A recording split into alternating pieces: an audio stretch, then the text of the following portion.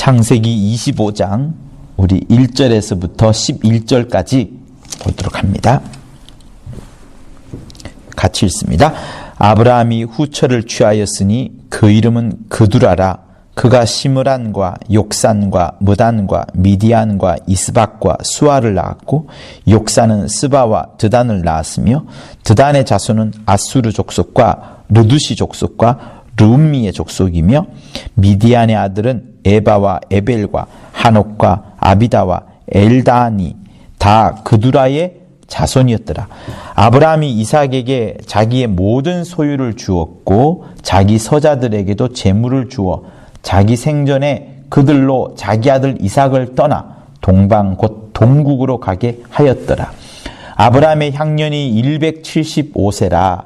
그가 수가 높고 나이 많아 기운이 지나여 죽어 자기 열조에게로 돌아가매, 그 아들 이삭과 이스마엘이 그를 마므렛 앞 헷 족속 소알의 아들 에브론의 밭에 있는 막벨라 굴의 장사였으니, 이것은 아브라함이 헷 족속에게서 산 밭이라. 아브라함과 그 아내 사라가 거기 장사되니라. 아브라함이 죽은 후에 하나님이 그 아들 이삭에게 복을 주셨고, 이삭은 브엘라 헤로이 근처에 거하였더라. 네. 자, 여러분, 아브라함은 매우 중요한 사람입니다. 복의 근원이 될지라, 이런 말씀을 아브라함에게 합니다.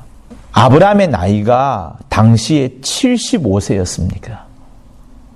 여러분 중에 누가 75세인가요?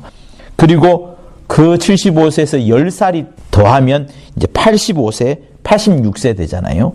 그때에 하갈을 첩으로 얻게 되고, 그 하갈 아래에서 이스마엘 자식을 얻게 됩니다. 그리고 25년 뒤에 100세 되었을 때에 마침내 하나님의 약속한 자손이라 할 수 있는 이삭을 얻게 됩니다. 75세의 복의 근원이란 말씀을 듣게 되고 25년 뒤에 이삭을 얻게 됩니다. 응답받는 기간이 몇 년이었어요? 약 25년입니다. 절대로 짧지 않습니다. 25년 동안에 아브라함이 기다린 것이 엄청나다는 것을 깨닫게 된 거예요. 근데 여러분, 그게 다가 아니었습니다. 자, 오늘 이 본문이 있잖아요. 이삭과 이스마엘 이외에 그둘라의 자식이 또 있어요. 그죠? 그둘라의 자식이 여럿이 나옵니다. 저는 이 아브라함의 세상을 떠나는 마지막이 죽음의 장면 속을 보면서 과연 아브라함이 창세기 12장에서 하나님께서 약속한 그 복이 이루어졌는가를 한번 음미하게 되었습니다. 아브라함의 입장에서 한번 보면요, 정말 하나님의 뜻이 이루어졌는가에 대해서 궁금하거나 의심하지 않을 수가 없을 겁니다. 왜냐하면요, 아브라함의 자식을 한번 보세요. 이삭과 이스마엘이 어쨌든 싸웠습니다. 그리고 그둘라의 자손들 역시도 동국에서 자기들의 나라를 이룹니다. 아브라함이 보기에 이삭으로 인하여서 어떤 복을 받은 것 같지가 않아 보였어요. 자식의 복을 받은 것 같지가 않았습니다.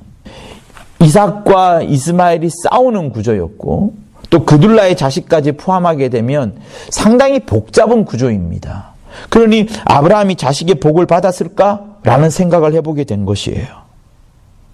분명히 하나님께서는 아브라함에게 너는 열국의 아비가 될 것이다, 열국의 아비가 될 것이다 라고 했는데, 아브라함이 죽을 때 보니까 이 본문에서 보면 별로 그렇게 열국의 아비가 될 만큼 한 것이 보여지지 않았어요. 그리고요, 창세기 13장 14절에 이렇게 나와요. 여호와께서 아브라함에게 이르시되 너는 눈을 들어 너 있는 곳에서 동서남북을 바라보라. 보이는 땅을 내가 너와 내 자손에게 주리니 영원히 이룰 것이다. 또 내가 내 자손으로 땅의 티끌같이 하리니 사람이 땅의 티끌을 능히 셀 수 있을진데 내 자손도 그렇게 셀 것이다. 그 땅을 종과 행으로 행하여 보라. 내가 그것을 너에게 다 주리라. 이렇게 말씀을 합니다. 그러니 여러분, 하나님께서 아브라함에게 땅에 대한 엄청난 약속도 했어요. 그죠?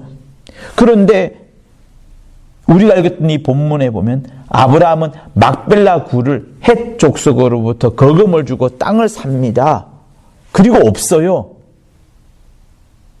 사실은 아브라함에게 주어졌던 땅, 아브라함이 소유했던 땅은 그렇게 크지 않습니다. 작습니다. 아브라함의 마지막은 어땠느냐? 어떻게 보면 그 굴 속에 들어가서 무덤 속에 들어간 그것이 그의 전부라고도 할 수 있습니다. 그러니 여러분, 동서남북은 얻기는커녕 오히려 그 어두운 동굴, 어두운 무덤만 얻은 것이 아닌가라는 생각을 해보는 거예요. 그것도 거금을 주고. 자, 다시 한번 봅시다. 하나님께서 아브라함에게 자녀에게 복을 준다고 했는데 자식의 복도 사실은 그렇게 있는 것 같지 않아요. 이삭만 남았잖아요. 이스마엘하고도 싸우는 구조였고 그둘라의 자손들하고도 혹시 싸울까봐 동국으로 그들을 쫓아내 보내었던 거고, 그리고 땅도 마찬가지입니다. 땅에 대한 약속도 역시도 동서남북 땅을 다 주겠다고 했는데 롯이 가져간 땅 빼고 동서남북 땅 다 주겠다고 했는데 사실 아브라함의 눈앞에 보이는 것은 막벨라 굴, 무덤 하나밖에 없는 것 같이 보여지는 거예요. 그리고 또 뭘 줬습니까? 아브라함에게 아브라함이 아니라 아브라함이라고 하면서 이름까지 하나님께서 바꿔주지 않았습니까? 그러나 그 이름대로, 열국의 압이라는 큰 이름대로 그는 이루어지지 않았습니다. 별로 유명해지지 않았어요. 유명해지지 않고서 아브라함은 세상을 떠난 겁니다. 저는 여기서 뭘 생각했냐? 그러면 여러분, 제 자신을 생각해 보게 된 겁니다. 여러분들도 한번 생각해 보세요.